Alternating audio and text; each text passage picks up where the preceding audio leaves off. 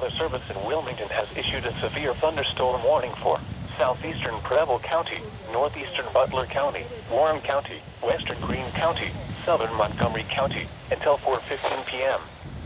At 3:25 p.m., severe thunderstorms were located along a line extending from near Trotwood to near Hamilton, moving northeast at 40 miles an hour. Hazard, 60 miles an hour wind gusts and penny-size hail. Source, radar indicated. Impact, expect damage to trees and power lines. Locations impacted include Dayton, Hamilton, Kettering, Middletown, Beaver Creek, Fairborn, Mason, Xenia, Trotwood, Miamisburg, Lebanon, Springboro, Monroe, Trenton, Franklin, Bellbrook, Moraine, Carlisle, Oakwood, and South Middletown.